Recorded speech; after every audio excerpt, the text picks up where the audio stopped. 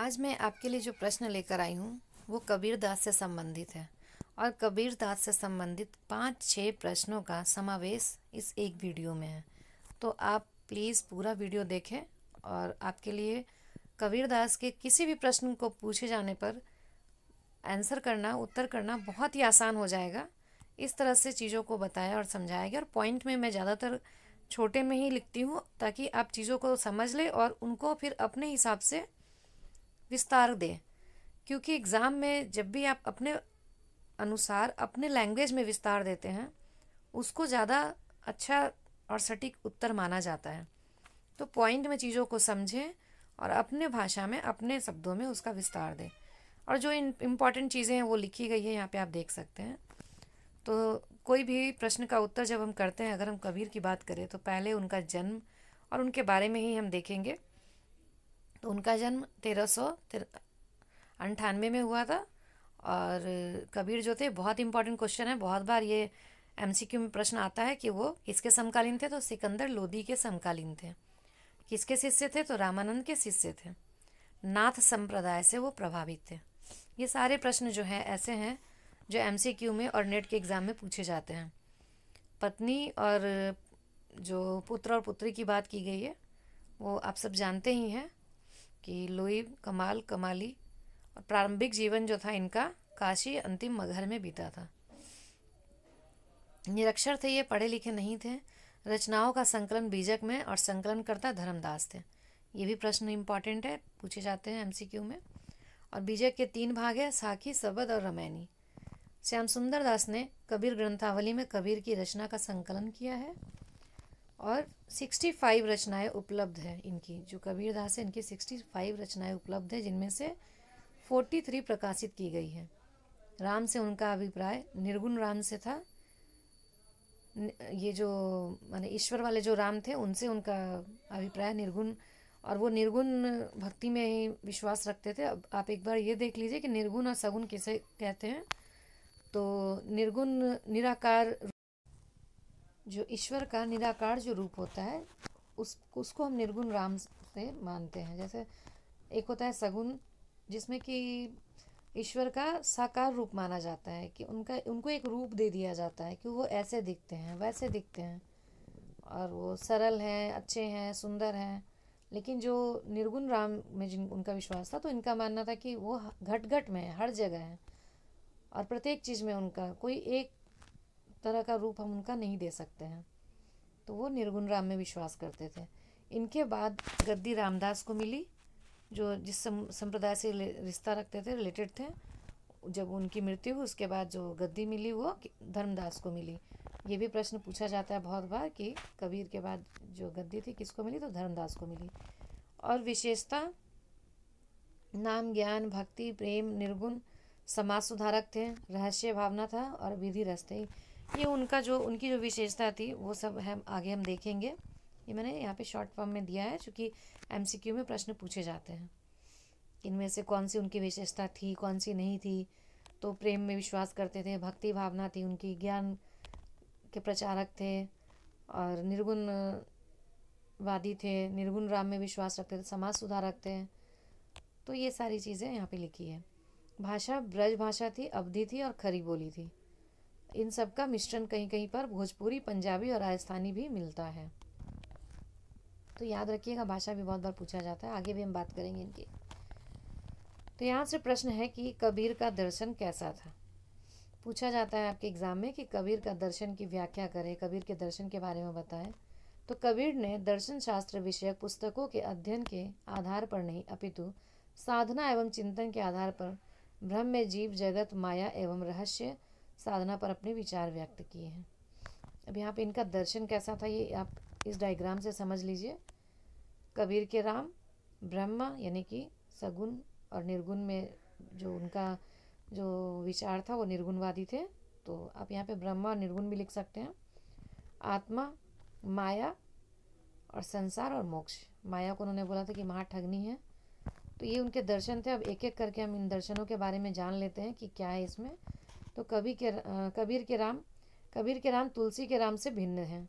वे सगुण साकार नहीं हैं, वे निर्गुण निराकार हैं, वे घट घट में हैं वह देश और काल से परे हैं। कबीर के श्री राम सभी प्राणियों में निवास करते हैं।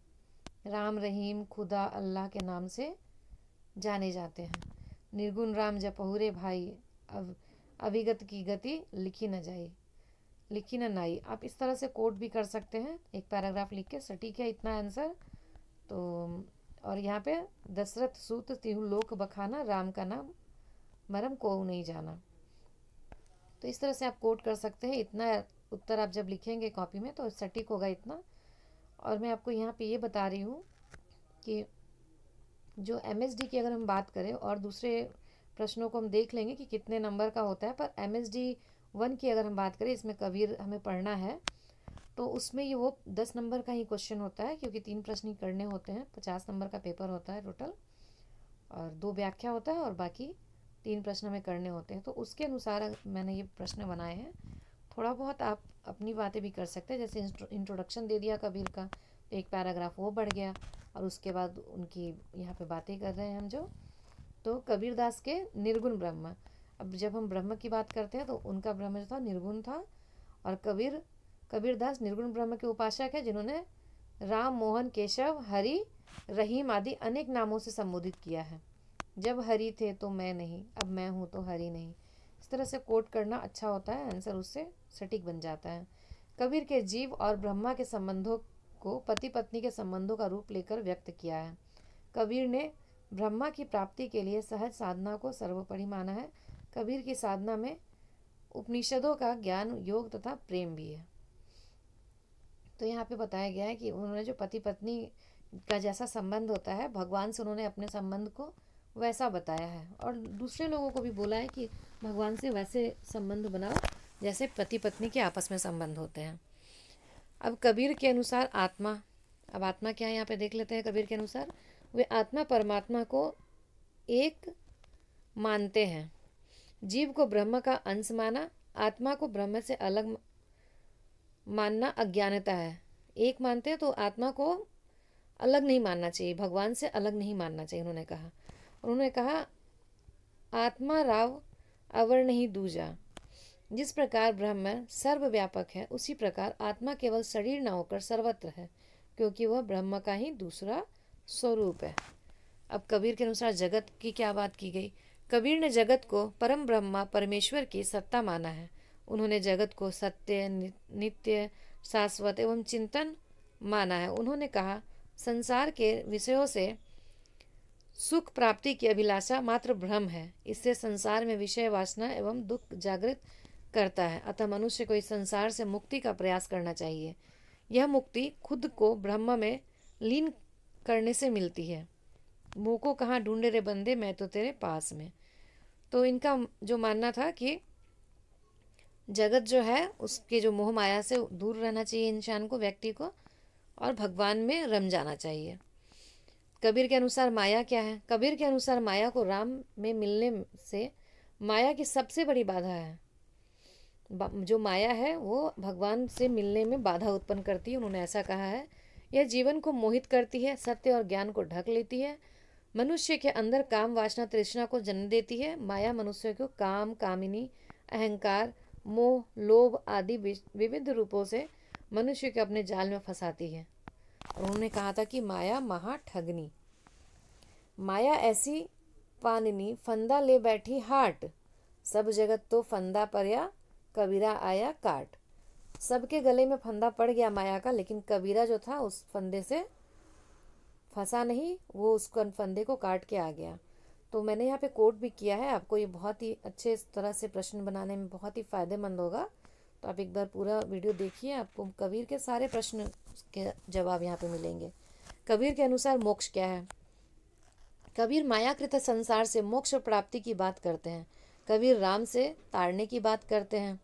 भव सागर रूपी संसार से मोक्ष की बात करते हैं। वैकुंठ के अस्तित्व को नकारते हैं, जो है सब संसार है। राम मोहे ताड़े कहाँ ले जइयो, जाति पाति पूछे नहीं कोई, हरि को भजे सो हरि को होई। कोई कुछ नहीं है, जो भगवान को नाम लेता है, भगवान को भजता है, वही भगवान का होता है, ऐसा उनका मानना था। और उनका मानना था कि मोक्ष वगैरह कुछ नहीं है, जो है सो इस संसार में है, और भगवान का नाम लो, वही आपको ताड़ेंगे यहाँ से और वही निकालेंगे। अब यहाँ पे हम देखेंगे कि कबीर का सामाजिक संदर्भ क्या है। मैंने पॉइंट में यहाँ जवाब लिखा है और मैंने इसको कोट भी किया है साथ साथ, आप देखते जाइए।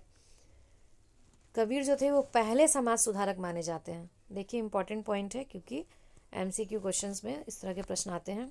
रूढ़ियों का खुलकर विरोध किया। जो रूढ़िवादिता थी, जात पात धर्म पाखंड, इन सब का इन्होंने विरोध किया। जाति पाति का विरोध किया। यहाँ पे एक कोटेशन मैंने साइड पे लिखा हुआ है, देख लीजिए। जाति न पूछो साधु की, पूछ लीजिए ज्ञान, मोल कहाँ करो तलवार का प्रारंभो म्यान। तो इस तरह से आप यहाँ पे देख सकते हैं कि पॉइंट्स आप लिख दीजिए और पॉइंट्स के आगे थोड़ा थोड़ा आप उन चीज़ों को लिख दीजिए जो आपको समझ में आता है। सबसे पहले समाज सुधारक थे, तो आप वहाँ पे लिख दीजिए कि कबीर सबसे पहले समाज सुधारक थे। ये समाज की बुराइयों को दूर करने के लिए बहुत सारा कुछ लिखते रहें और हमेशा समाज सुधार की ही बात किए। और आप कोटेशन, आपको लास्ट में भी बहुत सारे कोटेशन मैंने इकट्ठे किए हैं, वहाँ से आप कोई भी कोटेशन आप डाल सकते हैं। और मैंने यहाँ बीच बीच में भी कोटेशन लिखा है। दूसरा पॉइंट तो मैंने बोल दिया था। तीसरा और चौथे पॉइंट पे हम देखते हैं धार्मिक पाखंड का विरोध। इन्होंने जो धर्म में जो पाखंड था, जो पूजा पाठ का जो उस समय जो चल रहा था, जो व्यवहार जो था, धार्मिक व्यवहार या पाखंड, उसके बहुत ही विरोधी थे। मूर्ति पूजा का खंडन करते थे। तो उन्होंने क्या कहा था, माला फेरत जुग गया, मिटा न मन का फेर, कर का मन का डाड़ी दे, मन का फेर। तो इस तरह से लिखकर हम कोट कर सकते हैं। मूर्ति पूजा की निंदा, मनवा कैसा बावरा, पाथर पूजन जाए। उन्होंने ये बोला था कि पत्थर पूजने से अगर भगवान मिलता है तो मैं पहाड़ को पूजूंगा, पाथर पूजे हरि मिले तो मैं पूजूं पहाड़। ये यहाँ पे कोटेशन पूरा हो रहा है कि मनवा कैसा बावरा, पाथर पूजन जाए, पाथर पूजे हरि मिले तो मैं पूजूं पहाड़। तो आप यहाँ पे लिख सकते हैं कि मूर्ति पूजा की उन्होंने निंदा की और इसीलिए उन्होंने इस तरह से कहा है कि अगर पत्थर पूजने से भगवान मिलते हैं तो हम पूरा पहाड़ ही क्यों ना पूज लें। हिंसा का विरोध किया। इसमें इन्होंने बोला है, बकरी पाती खात है जिसका काढ़े खाल। ये पूरा आपको ये कोटेशन सबसे लास्ट में मिल जाएगा, वहाँ से आप देख लीजिएगा। पूरा मैंने यहाँ पे लिखा नहीं है, जगह भी कम था और टाइम भी ज़्यादा लगता। प्रेम भावना का समर्थन। इन्होंने प्रेम भावना का समर्थन किया था, आपस में प्रेम भाव से रहना चाहिए। तो इसके लिए इन्होंने पोथी पढ़ी पढ़ी जग मुआ, पंडित भया न कोय, ढाई आकर प्रेम का पढ़े सो पंडित होए। इस तरह का कोटेशन यहाँ पे आप डाल सकते हैं। गुरु को महत्व दिया। इन्होंने गुरु को भी महत्व दिया, बहुत ही फेमस है। स्कूल में हमने बहुत बार बोला है कि गुरु गोविंद दो खरे, काको लागे पाओ। तो इस तरह से हम बता सकते हैं कि किस तरह से उन्होंने गुरु को महत्व दिया। नारी को भक्ति मार्ग में बाधक माना। इन्होंने नारी को भक्ति मार्ग में बाधक माना था कि अगर नारी का भक्ति, अगर हम भगवान का भक्ति करना चाहते हैं तो नारी से दूर रहना चाहिए, ऐसा उनका कहना था। नैतिकता की बात की इन्होंने। नैतिकता में हम अगर देखते हैं ये वाला कोटेशन कि पूत कपूत तो क्यों धन संचय और पूत सपूत तो क्यों धन संचय। अगर हमारा बच्चा अगर कपूत है, अगर बूढ़ा है, अच्छा काम नहीं करता है, माँ बाप का बात नहीं मानता है, तो उसके लिए धन क्यों संचय करना। और अगर वही बच्चा अगर अच्छा है, सपूत है, तो वो तो खुद ही कमा लेगा और हमें भी संभालेगा, हमें भी देखेगा, तो उसके लिए भी धन क्यों संचय करना। तो नैतिकता की बात भी थी उनके लेखन में। उनका मानवतावादी दृष्टिकोण था। तो यहाँ पे डॉक्टर पार्श्वनाथ तिवारी ने बोला था कि कबीर से बड़ा मानवतावादी कोई नहीं हुआ। ये दूसरे राइटर का कोटेशन यहाँ पे मैंने डाला है, ध्यान रखिएगा। और एक तत्व की भावना। कबीरा खरा बाजार में मांगे सबकी खैर, ना कहूँ से दोस्ती ना कहूँ से बैर। तो उनकी जो भावना थी वो एक तत्व, एक तरह की थी। किसी से भी ज़्यादा दोस्ती और बैर की भावना वो नहीं रखते थे। तो एकत्व की भावना थी, एक साथ मिल के रहने की भावना थी। लोक कल्याणकारी भावना, लोगों की हर किसी का कल्याण सोचने की भावना थी उनके विचार में और उनके लेखन में।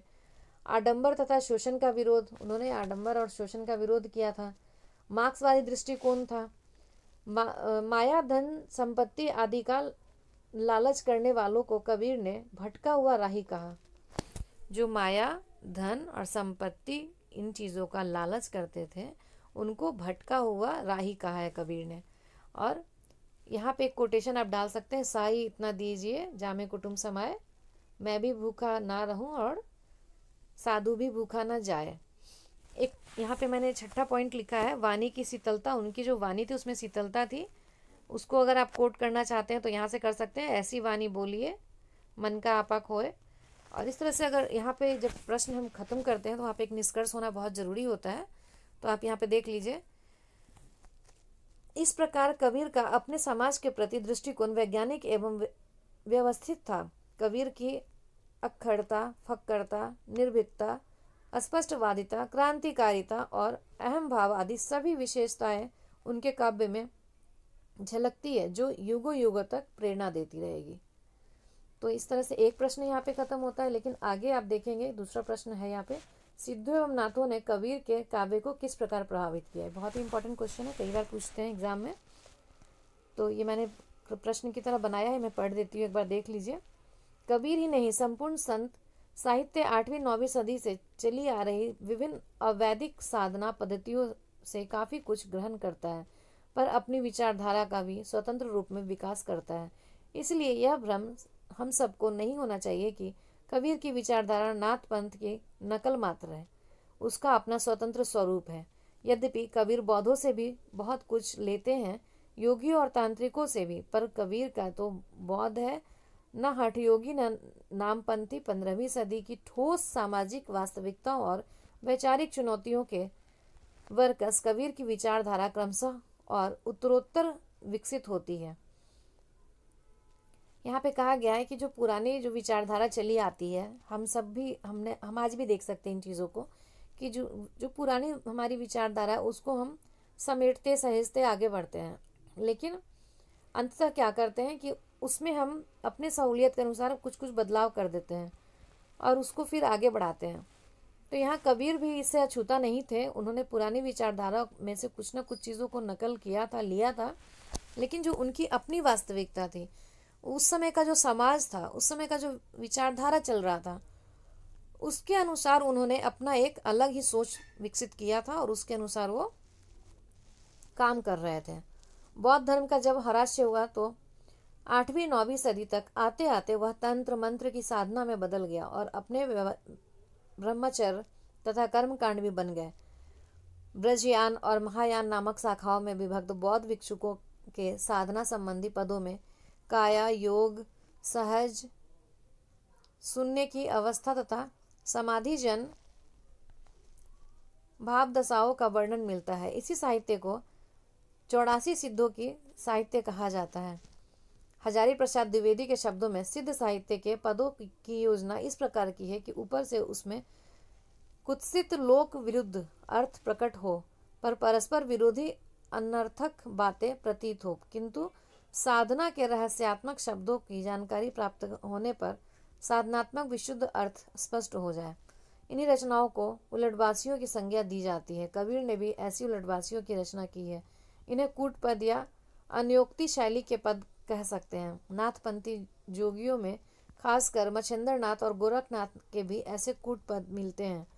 उलटवासी की यह काव्य परंपरा निर्गुणिया संतों को की वाणियों में अपने परिपक्व और समृद्ध रूप में देखने को मिलती है। एक अचंभव देखा रे भाई, ढाढ़ा सिंह चढ़ावे गाय। तो इस तरह से जो उलटवासी उल्टी बातें जो करते हैं, तो उस तरह की कविता इनकी भी थी, कबीर की भी थी। तो वहाँ से भी कुछ इन्होंने लिया था, ऐसा यहाँ पे बताया गया। और कबीर कहते हैं कि हे भाई, मैंने एक अचंभा देखा कि सिंह खड़ा होकर गाय चढ़ा रहा है। ऐसा तो हो नहीं सकता है ना कि सिंह खड़ा होकर गाय चढ़ाए, सिंह तो गाय को खा जाएगा। तो इसी को उलटवासी कहते हैं और इस तरह की लेख इनमें मिलती है। और यहाँ पे यही कहा गया है कि यही लेख गोरखनाथ में और जो बाकी संत थे उनमें भी था, मच्छिंद्र नाथ, गोरखनाथ। तो ये उलटवासी यहाँ पे भी मिलता है। तो इसका मतलब है कि कुछ चीज़ों को कबीर जो थे वो पुरानी रीति रिवाजों से समेट के लेकर आगे बढ़े थे, लेकिन कुछ चीज़ें वो अपने अनुसार लाए थे। इसमें निष्कर्ष आप देखिए, यहाँ पे भी जब आप प्रश्न का उत्तर शुरू करेंगे तो कबीर का थोड़ा सा इंट्रोडक्शन देकर और उसके बाद लिखेंगे कि आपको क्या लगता है और क्या है यहाँ पर, और बाद में फिर निष्कर्ष स्वरूप जरूर हर प्रश्न का निष्कर्ष होना बहुत ज़रूरी है, उससे हमारा उत्तर बहुत ही सटीक हो जाता है। कबीर के सैकड़ों पद अवधूतों अर्थात नामपंथी योगों को संबंधित है। कबीर की साखियों, रमैनियों और पदों के क्रमिक विकास का अध्ययन करने पर यह निष्कर्ष निकलता है कि नामपंथियों के हठयोग से उनका मोह भंग हो गया था। आगे हम अगला प्रश्न देखते हैं कि कबीर की भक्ति भावना। अब कबीर की भक्ति भावना कैसी थी? भक्ति काल के निर्गुण धारा के संत कबीर ने नाथपंथियों के हठ योग साधना में भक्ति भावना का समावेश कर उनकी निरस्ता को सरसता में परिवर्तित कर दिया। कबीर रामानंद के शिष्य थे तथा वैष्णवों के प्रति आदर भाव रखते थे। इंट्रोडक्शन हो गया। अब यहाँ पे कबीर दास जी के भक्ति भावना की विशेषता क्या थी वो देखिए। नाम स्मरण, आचरण की शुद्धता, प्राप्ति भाव, ईश्वर में विश्वास, वैराग्य भावना, माधुर्य भाव की भक्ति, दास भाव की भक्ति और नवधा भक्ति का स्वरूप। अब एक एक करके हम देखते हैं। नाम स्मरण, भक्तों ने प्रभु नाम स्मरण की महत्ता का प्रायः गुणगान किया है। कबीर की राम नाम की महिमा का बखान करते रहे हैं। वे तो यहाँ तक कहते हैं कि मेरे लिए तो नाम ही खेती बाड़ी है, नाम ही मेरी धर्म संपत्ति है, नाम जप ही मेरी सेवा पूजा है और नाम ही मेरा बंधु है। हरि नाम भजूरे भाई, ऐसे जपूरे भाई, इस तरह से उन्होंने एक लिखा था, आगे हम देख लेंगे। आचरण की शुद्धता, कबीर की भक्ति भावना में सदाचार पर बल दिया गया है। वे सदाचार को भक्ति का प्रमुख अंग मानते हैं। आचरण की शुद्धता के लिए व्यक्ति को संपूर्ण विकारों का परित्याग करना होगा। कबीर ने आचरण की शुद्धता के लिए कुसंगत का त्याग कर सत्संग करने पर बल दिया था।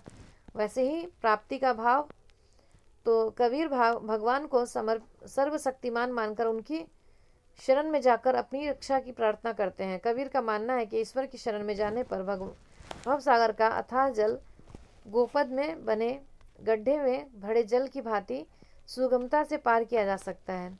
ईश्वर में विश्वास, कबीर को ईश्वर की सर्वशक्ति में विश्वास है। श्रद्धा और विश्वास भक्ति के अनिवार्य तत्व है। कबीर को पूरा विश्वास है कि परमात्मा पूर्ण समर्थ है। वह राई को पर्वत एवं पर्वत को राई करने की सामर्थ्य रखता है। कबीर यह स्वीकारते हैं कि मानव परमात्मा की कृपा से ही कुछ कर सकने योग्य बनता है। कबीर को कबीर बनाने वाला भी वही है। कबीर का यह ईश्वर विश्वास उनकी भक्ति का एक प्रमुख अंग है। वैराग्य भावना, जो भक्ति चाहता है उसे संसार के प्रति विरक्त भाव अपने मन में जगाना आवश्यक है। वैराग्य तात्पर्य है संसार को छोड़कर जंगल में निवास करना है, नहीं है संसार में रहते हुए भी। उनका कहना था कि जो संसार में रहकर भी हम भक्ति भाव कर सकते हैं, जंगल में जाके रहने की ज़रूरत नहीं है।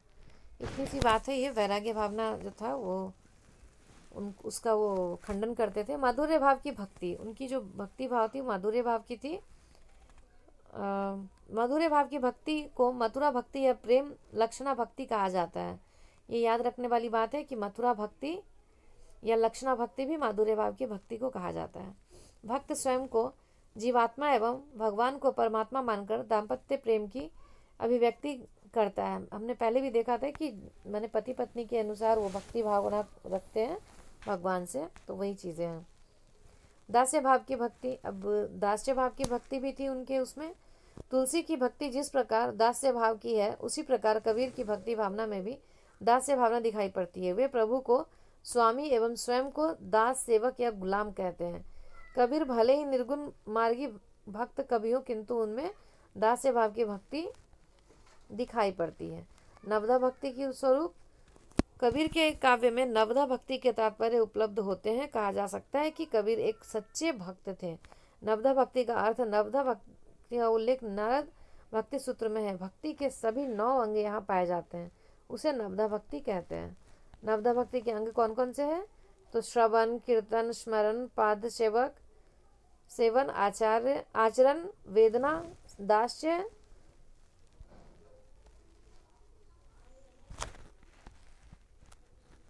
सांख्य और आत्मनिवेदन। सखी का जो भाव होता है सांख्य भाव और आत्मनिवेदन। और इसका एक थोड़ा सा इंट्रोडक्शन आपको लिखना पड़ेगा, यहाँ पे मेंशन नहीं किया गया है। तो किसी भी प्रश्न को ख़त्म करते समय एक लास्ट में एक निष्कर्ष जरूर होना चाहिए, ये ध्यान रखिए। अभी हमारा नया प्रश्न है यहाँ पे, कबीर की प्रासंगिकता या आज के संदर्भ में कबीर। यहाँ पे भी आप कबीर का इंट्रोडक्शन डाल दीजिए पहले और उसके बाद लिखना शुरू कीजिए कि सबसे पहला पॉइंट मैंने यहाँ पे लिखा है कि सायर अली सरदार जाफरी, इनकी एक पुस्तक थी कबीर की वाणी। सायर अली सरदार जाफरी की पुस्तक थी कबीर की वाणी।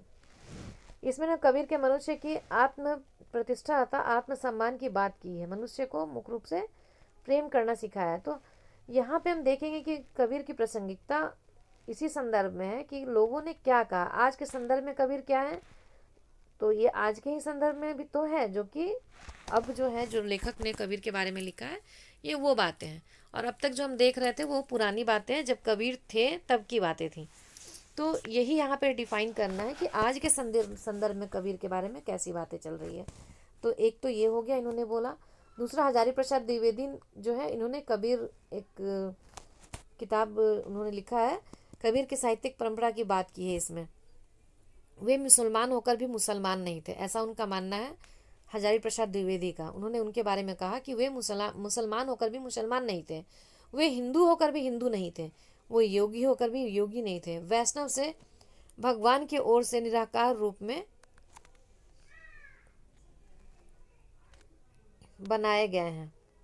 उनका मानना था कि जो वैष्णव के जो भगवान है वो निराकार है, उनका कोई आकार नहीं है, ऐसा हजारी प्रसाद द्विवेदी ने अपने कबीर में लिखा है। नामवर सिंह जो है वो द्वितीय परंपरा की खोज, इसमें कबीर की मार्क्सवादी विचारधारा को आधार बनाकर उन्होंने अपनी बात कही है। इसी तरह से अभिलाषा दास की पुस्तक है, इन्होंने 2 पुस्तक लिखी है, बीजक पारक प्रबोधनी व्याख्या और कबीर दर्शन। इसमें उन्होंने पर ब्रह्मा को किसी ने नहीं देखा, झूठ की मान्यता से बचने के लिए लोग भगवान का नाम ले लेते हैं। इन चीज़ों को आधार बनाकर अभिलाष दास जो है इन्होंने बात कही है इन पुस्तकों में। भीष्म साहनी का कबीरा खारा बाजार में एक आया पुस्तक, इसमें उन्होंने जो रंगमंच में जो नाटक होता है उसके अनुसार इन्होंने कबीर की बात कही है। कबीर के यहाँ ईश्वर तत्व और मानव तत्व महत्वपूर्ण है, इन्होंने ऐसी बातें कही है इस पुस्तक में। और पिता के रूप में पति पत्नी के मानसिक रिश्तों द्वारा सहज ही पाया जा सकता है। ये जो कोटेशन है, ये जो बातें हैं, ये भीष्म साहनी की है। और केदारनाथ सिंह ने उत्तर कबीर नाम से एक पुस्तक लिखी है, इसमें कविता संग्रह है और इसमें यथार्थ की जो विडंबना है उसके बारे में इन्होंने केदारनाथ सिंह ने लिखा है। तो यहाँ पे हम एक बार इसको डिफाइन कर लेते हैं कि उस समय की परिस्थिति और आज की परिस्थिति कैसी थी। तो यहाँ पे कहा जाता है कि तब जो जैसी परिस्थिति थी आज की भी वैसी ही परिस्थिति है। हिंदू मुस्लिम संप्रदाय तब भी था, आज भी है। जाति व्यवस्था तब भी था, आज भी है।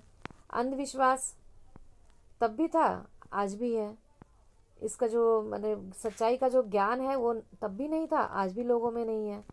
मानवतावाद को स्थापित करने के लिए तब भी एक संग्राम चल रहा था, आज भी मानवतावाद को स्थापित करने के लिए लोग लगे हुए हैं।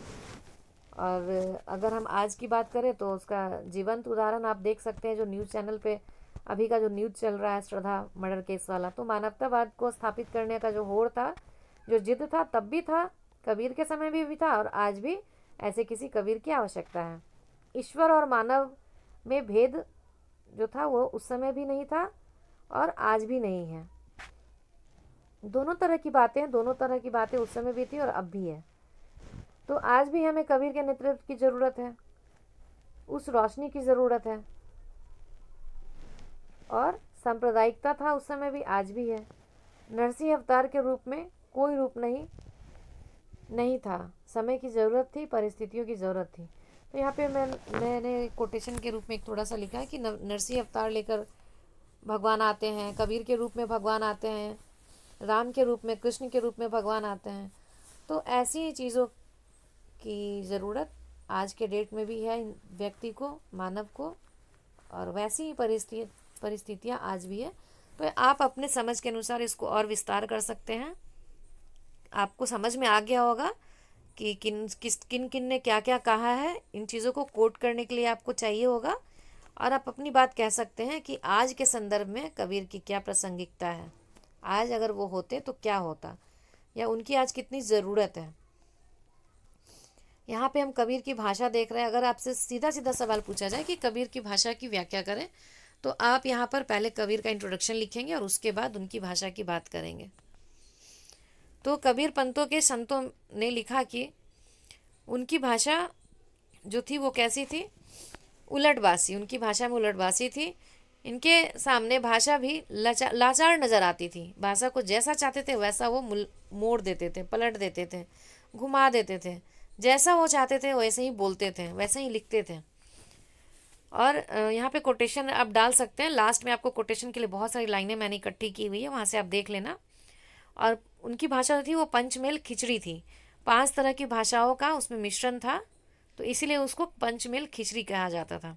कबीर वाणी शिष्य धर्मदास तथा अन्य की भाषा छंद मिले गुरु गोविंद। अच्छा, यहाँ पे मैंने शॉर्ट फॉर्म में लिखा हुआ है, मैं इसको समझा देती हूँ।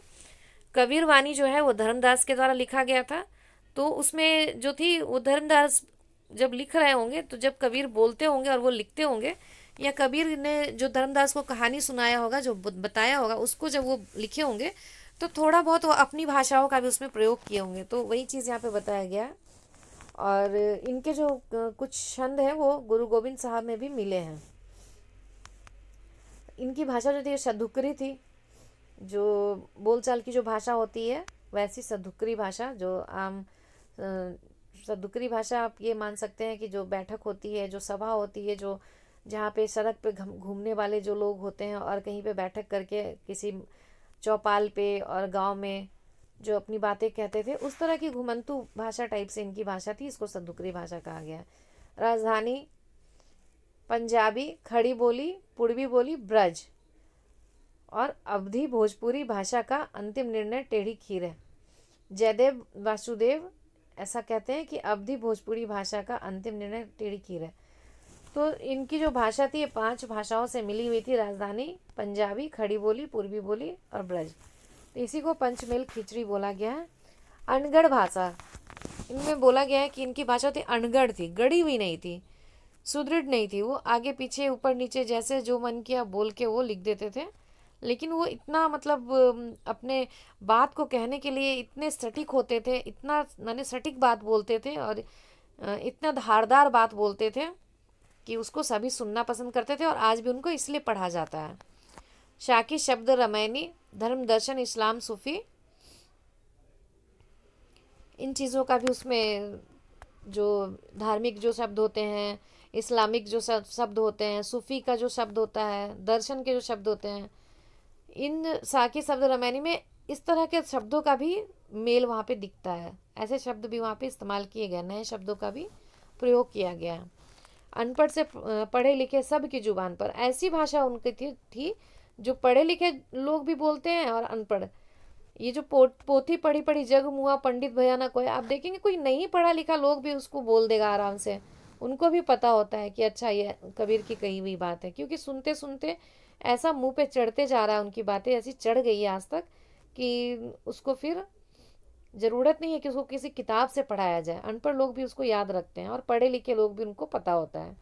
तो सबकी जुबान पे चढ़ने वाली इनके बात होती थी, इनकी जो जुबान होती थी, इनकी जो लैंग्वेज होती थी, वो सब के लिए थी, गेय रूप में, और ये गाने के रूप में था, तो इसीलिए वो ज़्यादा मुंह पे चढ़ता था और बोलने में आसान होता था। लोग ऐसे ही गा गा के बोल दिया करते थे, तो याद भी रहता था वो।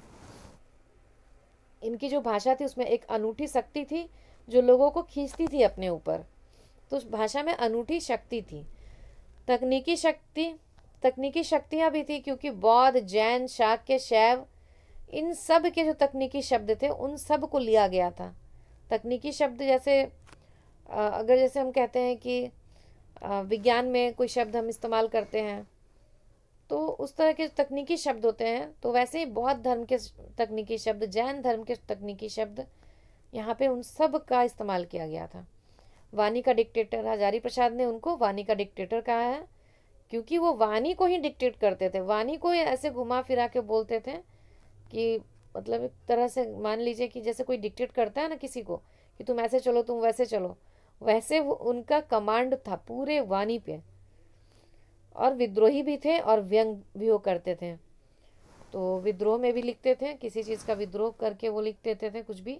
और उनका जो भाषा था उसमें व्यंग भी था। तो इतने सारे पॉइंट्स आपको मिल जाएंगे, आप इसको जैसे चाहे वैसे तोड़ मरोड़ के आप भी लिख सकते हैं। और आप अपनी भी भाषा को का प्रयोग आप डिक्टेट करके कर सकते हैं। आगे हम देखेंगे कि कबीर के काव्य की प्रमुख प्रवृत्तियाँ क्या थी। यहाँ पे भी मैंने शॉर्ट फॉर्म में ही जवाब लिखा है, मैं आपको समझा देती हूँ। भक्ति निरूपण, जो इनकी जो काव्य का जो प्रमुख प्रवृत्ति थी, कहने का मतलब कि किस तरह का काव्य वो लिखते थे। तो उनकी काव्य जो थी वो भक्ति निरूपण, भक्ति के बारे में वो लिखते थे, भक्ति भावना से बड़ी हुई होती थी उनके काव्य। तो जाके मुख माथा और निर्गुण राम जपूरे भाई, जो भी आपको कोटेशन अच्छे से याद रहे आप यहाँ पे लिख सकते हैं। 2-3 लाइन लिखकर आपका उत्तर बहुत अच्छा बन जाएगा। और ये कोटेशन जो आधा लिखा है ये पूरा आपको आगे मिल जाएगा। उनके जो लेखन था उसमें सामाजिक चेतना थी, सामाजिक चेतना की बात करते थे वो। लोगों के एक दूसरे को उसके साथ मिलजुल कर रहने की बात करते थे, जाति पात की बात करते थे कि भेदभाव नहीं होना चाहिए आपस में। और हर चीज़, जानवरों की भी बात किया, हर समाज में किसी तरह की भी चेतना से वो अछूते नहीं रहे, हर चीज़ को उन्होंने टच किया। तो यहाँ पे मैंने बहुत सारे कोटेशन लिखे हैं। दुनिया ऐसी बावरी, पाथर पूजन जाए, पत्थर मतलब पत्थर का जो पूजा का बात यहाँ पे कहा गया था वो भी सामाजिक चेतना के लिए उन्होंने कहा था। का हिंदू एक वहाँ यहाँ पर भी उनका एक कोटेशन आप डाल सकते हैं। बहुत सारा है, आप यहाँ पे जाति पाति इस तरह से करके एक कविता है। और कबीरा खरा बाजार में तो पहले भी मैं बोल चुकी हूँ, तो सबकी खैर चाहते थे, तो सामाजिक चेतना थी उनके में। ये सब बातें आप यहाँ पे लिख सकते हैं। सदगुरु की महत्ता पे उन्होंने बात किया, तो यहाँ पे भी गुरु गोविंद दो खरे। आपको पता है कि सदगुरु जो थे, गुरु जन जो होते थे, बड़े लोग जो होते थे, उनको उन्होंने महत्व दिया है, उनका आदर करने के लिए उन्होंने कहा है। तो जैसे हम बोल रहे हैं वैसे ही हम लिखते जाएंगे और हमारा जवाब अच्छा बनते जाएगा। काव्यों में राम, अब उनके काव्य में राम था। दशरथ स्तुति लोग बखाना उन्होंने बोला था। और राम कैसे थे, तो वो निर्गुण राम थे, सगुण राम नहीं थे। वो मानते थे कि घट घट में राम है। तो इस तरह से हम लिख सकते हैं यहाँ पे इसका जवाब। और रहस्यवादिता था उनकी कविता में, वो मैंने प्यार मोहब्बत। और यहाँ पे एक कविता आप यहाँ लिख सकते हैं, कोटर दुल्हन गाबहू मंगलाचार, इस तरह से करके है, आगे लिखा हुआ आप देख लीजिएगा। और प्रेम में लक्षणा शक्ति थी उनके प्रेम में, जो उनका प्रस्तुतिकरण जो होता था उसमें लक्षणा थी, वो दिखता था साफ साफ। सीधी सीधी बातें करते थे, उसमें कोई लाई लपटाई नहीं होता था। और अद्वैतवादी थे वो। अभिव्यंजना पक्ष में उन्होंने काव्य भाषा, उलटबासी, प्रतीकात्मकता, काव्य सौंदर्य, छंद, काव्य रूप, इन चीज़ों का अच्छे से प्रयोग किया था। उनकी जो अभिव्यंजना पक्ष जो थी वो बहुत ही मजबूत थी, बहुत ही सुदृढ़ थी। और इस तरह से आप अपने मर्जी से जो चाहे यहाँ पे लिख सकते हैं।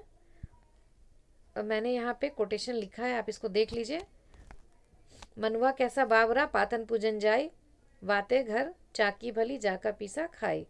कबीर कहते हैं कि मन कैसा बावड़ा है, जो हम पत्थर को पूजने जाते हैं, उससे तो अच्छी पत्थर की वो चक्की है जिससे हम पीस कर और उसका आटा बनाकर हम उसको खाते हैं। तो घर में ही बैठ के उस चक्की का पूजा करो। इसी तरह नाड़ी तो हम भी करी, जाना नहीं विचार, जब जाना तब पड़ी हरी, नाड़ी बड़ा विकार। इससे उनका ये कहना नहीं था कि नारी कोई विकार है, ऐसा उनका नहीं मानना था। पर उनका मानना था कि अगर हम नारी के पीछे पड़ जाते हैं तो हम भगवान से दूर हो जाते हैं, बस उनका यही कहना था यहाँ पे। तो आप अदरवाइज ना ले कोई भी लोग यहाँ पे, उनकी जो विचारधारा वो बहुत ही अच्छी थी। क्या काशी क्या असर मघर, राम हृदय बस मोरा, जो काशी तन बसे, कबीरा राम है कौन निहोरा। तो काशी और मगहर सब जगह हम क्यों जाए राम राम करते हुए, उनका ये कहना था कि राम तो हमारे हृदय में बसते हैं, तो हमारा हृदय ही काशी और जो भी मगहर और जो भी जगह है वो सब हृदय में ही है हमारे। दिन में रोजा रखत हो, राती है ना तो गाय, एक खून एक बंदगी, कैसी खुशी खुदाए। तो आप दिन में रोजा रखते हैं और रात को, मतलब दिन में भगवान का पूजा करते हैं और रात को क्या करते हैं, गाय को मार के खाते हैं। तो वहाँ पे कहा जाता है कि एक जो बंदगी है, एक भगवान की पूजा है, और दूसरी जो है वो खून है एक। तो भगवान को कैसे आप इस तरह से खुश रख सकते हो। तो वो जीव हत्या का भी विरोध करते थे इस तरह से। यहाँ पे देखे तो कह हिंदू मोहि राम प्यारा, तुरक कहे रहीमाना, आपस में दो लड़ी लड़ी मुए, मरम न जा काहू जाना। लोग राम और रहीम बोल के जो आपस में मरते हैं उसकी बात यहाँ पे उन्होंने की है। तो आप ये सब जो कोटेशन है आप वहाँ पे जहाँ पे भी आपको डालना है आप डाल सकते हैं, और जहाँ पे भी इसकी व्याख्या करना है कर सकते हैं। 8 पहर मीनार है, प्रेम कहावे सोच, अखियाई झार परी, पंथ निहारी निहारी, जी भड़िया छाला परया, राम पुकारी पुकारी। अब यहाँ पे आप देख सकते हैं कि उनका जो मानना था वो था कि राम को पुकार कर, जो प्रेम से है वो राम को पुकारना है, उनका इंतज़ार कर रहे हैं, वो 8 पहर उन्हीं की बात कर रहे हैं। यह तन जारो करो ज्यों छुआ जाए, सरगी मती वह राम दया करे, बसे बरसी बुझावे आगी। अब जल्दी देख लीजिए, बहुत ज़्यादा बड़ा हो गया ये वीडियो। जाके मुँह माथा नहीं, राही रूप कुरूप, पुह पुबास से पातरा ऐसो तत्व अनूप। मतलब बाँस से पतला होता है जो बांसुरी होता है, तभी वो आवाज़ देता है। ज़रूरी नहीं है कि बहुत बड़ा चीज़ ही अच्छा हो। जल में कुंभ, कुंभ में जल है, बाहर भीतर पानी, फूटा कुंभ जल जल ही समाना, यह तथ कहो ज्ञानी। हरि रस पिया जानिए, कभू न जाए सुधार, मैं तन्मा मैं मनता घूमत फिरे, नाही तर की सार। निर्गुण राम जपहुरे भाई, अवगति अविगत की गति लखी ननाई। दशरथ सूत त्यू लोक बखाना, राम का मरम को नहीं जाना। गुरु गोविंद दोऊ खरे काक्यो लागू पाओ, बलिहारी गुरु आपने जिन गोविंद दियो बताए। जाति पाति पूछे नहीं कोई, हरि को भजे सो हरि को होई। जो तू बावन बाबनी जाया, आन बाट है क्यों नहीं आया। जो तू तुरक तुर किन जाया, भीतर खतना क्यों न कराया। बकरी पाती खाते जिनकी काढ़े खाल, जो तन जन बकरी खाते उनको कौन हवाल। बकरी जो पत्ती खाती है उसका भी काढ़ जो खाल होता है उसको हम लोग खींच लेते हैं, और जो लोग बकरी को ही खाता है उनका क्या हाल होगा। वो बहुत ही सटीक बात, बहुत ही गहरी बात करते थे। हिंदू कहे मोहि राम प्यारा, तुरक कहे रहीमाना, आपस में दो लड़ी मुरु, मरन न को काहू जाना। मुखरा क्या देखे दर्पण में, तेरे दया धर्म नहीं मन में। ऐठी धोती पाग लपेटी, तेल चुआ जुल्फन में। गली गली की राखी रिझई, दाग लगाया तन में। कबीरा माला काट गई कहीं समुझावे तो ही, मन्ना फिराबे आपना कहाँ फिराबे मोही। दुल्हन गावो मंगलाचार, हम घर आए हैं राजा राम भरतार। कहे कबीर हम ब्याही चले हैं, पुरुष एक अविनाशी। माली आवत दे कलिन करी पुकार, फुलन फुली चूनी लिए काली हमारी बार।